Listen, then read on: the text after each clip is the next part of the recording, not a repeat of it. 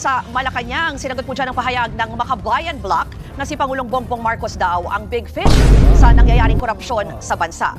Reaksyon ang Malacanang dun sa naging pahayag ng Makabayan Bloc na si PBBM nga yung biggest fish pagdating dito sa usapin ng plunder at mga anomalya. Ang sabi dyan ni Yuse Castro, ano pa raw ba ang pwedeng asahan sa Makabayan Bloc? Madali lang naman daw magsalita sa harapan ng kamera, pero yung mga akusasyon, ito daw yung mahirap hanapan ng ebidensya at mapatunayan. So para kay Yuse Castro, irrelevant na raw ang pahayag na ito. Alam po kasi ng bansang China na ang ating Pangulo at ang administrasyon na ito ay tanging diplomasya ang nais para maayos kung ano man po ang issue. So naramdaman po yan ng China malamang. Si BBM ka ako ay tinawag na big fish na Makabayan Bloc. Ano pa ba? Sino pa ba mas mataas kay BBM? Kasi siya lang naman ang pinakamataas sa lahat. Ang presidente natin. Natural siya tatawag yung pinaka-big fish. Tama. Pangalawa lang ka ako si Speaker Romualdez ng kanyang pinsan. Inakusahan silang pero yung magpinsan na sangkot dito sa flood control project.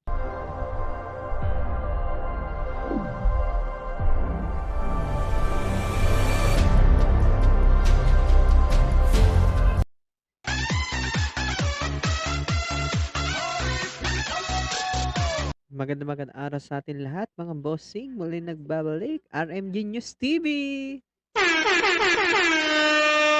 Ayan, another day, another fake news.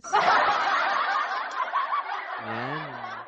Bagong araw, bagong chismis na naman tayo mga bossing, no? Ayan, for today's video mga bossing, ang topic pala natin ngayon ay walang iba kundi dito kay Bongbong Marcos na kung saan tinawag daw umano siya na big fish ng Makabayan Bloc. So, ano nga bang totoo mga bossing? Pero bago natin panoorin ng video, ay muli, kung di pa kayo nakasubscribe sa ating YouTube channel, mga bossing, ayan, inibita ko yung mag-subscribe. Huwag mong subukan. Click na mag-subscribe po, notification bell, maging updated po tayo sa ating mga ina-upload. At wag kakalimutan mag-comment, like, share para sa ganun, pag kayo nakita akong pangalan nyo, shoutout ko sa next video ha. Kaya mag-comment na rin kayo. Pag may gusto kayong opinion, i-comment na yan. So, ano pang hinihintay natin mga bossing? Umpisa natin panonood. Let's go! Tayo sa Malacanang, sinagot po dyan ang pahayag ng Makabayan Bloc na si Pangulong Bongbong Marcos daw ang big fish sa nangyayaring korupsyon sa bansa. At live mula sa Malacanang, may Express Report si Maricel Halili. Maricel, ano pa ba yung mga bagong pahayag dyan ng Malacanang? Kaugnay na rin siguro dito sa impeachment complaints, no? Yes, Ruth, actually, tiwala nga daw ang Malacanang, partikular si Pangulong Bongbong Marcos, na walang matibay na grounds para dun sa impeachment cases na isinampa laban kay Pangulong Bongbong Marcos. Yan ang sinabi ni Palace Press Officer Undersecretary Claire Castro matapos ngang isagawa ang deliberasyon dyan sa Kamara patungkol dito sa mga inihaing impeachment laban kay PBBM. Ang sabi ni Yuse Castro, hindi nag-aalala ang Pangulo sa kanyang sarili pagdating doon sa usapin ng impeachment. Ang mas concern daw ni PBBM ay kung paano ito makakaapekto sa ekonomiya ng bansa, lalo na daw Parang hindi mag-aalala mga bossing, na ang nasa likod lang naman ng mga is mga congressman, kay BBM yung mga yan. Talagang hindi mag-aalala niya kasi yung anak niya is majority leader sa kongreso eh. Malamang hindi yan aprobahan ng anak niya at makikialam yun. Diba?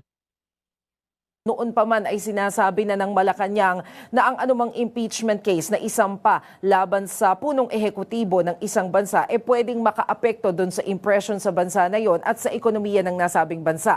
Lalo na nga ngayon na maging kay Vice President Sara Duterte, meron ding inihain na panibagong impeachment complaint. So bale dalawang highest leaders of the land na yan. Pero nagbigay din ng reaksyon ang Malacanang doon sa naging pahayag ng Makabayan Bloc na si PBBM nga yung biggest fish pagdating dito sa usapin ng plunder at mga anomalya.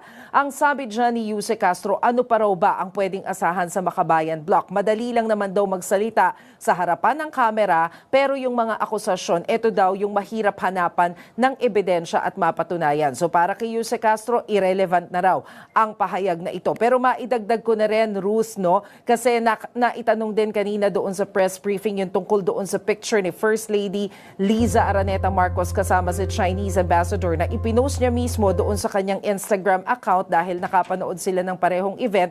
Ang sabi dyan ni Yuse Castro, ang may kinalaman naman pagdating sa polisiya ng bansa, mga foreign relations, of course it's the President at ang Department of Foreign Affairs. Sa puntong ito, malinaw naman daw ang posisyon ng Malacanang na ipinupursige natin yung isang diplomatikong pamamaraan na pakikipag-usap para hindi na uminit pa yung relasyon sa pagitan ng China at ng Pilipinas, lalo't ngayon merong nangyayaring mga word war. Pakinggan natin ang sinabi ni Undersecretary Claire Castro. Alam naman po kasi ng bansang China na ang ating Pangulo at ang administrasyon na ito ay tanging diplomasya ang nais para maayos kung ano man po ang issue. So naramdaman po yan ng China malamang, kaya po hindi lang po kinakailangan na magkaroon ng init or initan sa pagitan po ng dalawang bansa.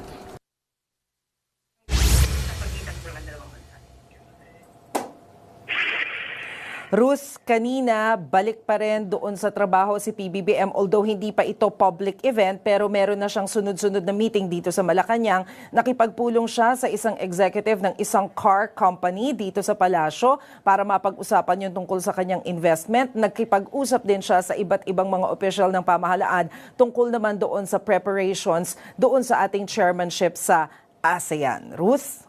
Yan po ang ulat ni Maricel Halili live mula sa Malacanang. Mga kapatid, Ruth Cabalco para sa mabilis. So yun ang mga bossing. Ito si Ruth Cabal pala dating Channel 7 to. Naging Channel 5 reporter na. So yun ang mga bossing. Dito na natin natatapos ang panood ng video. Bali, magbibigay lang tayo reaction. Ito yung opinion lamang natin mga bossing, no? Itong si BBM Kako ay tinawag na Big Fish na Makabayan Black. Ano pa ba sino pa ba mas mataas kay BBM? Pero siya lang naman ang pinakamataas sa lahat. Siya ang presidente natin. Natural, siya ang tatawag yung pinaka-big fish.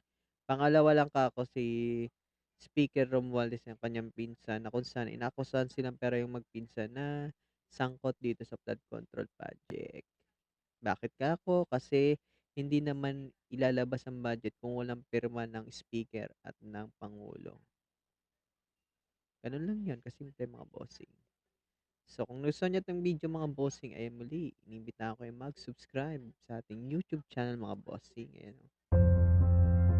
Click nyo lang ang subscribe button, hit the notification bell nang sa ganun mag-i-updated po tayo mga boss. So, yun lang mga bossing, dito na natatapos sa panonood video and peace yo.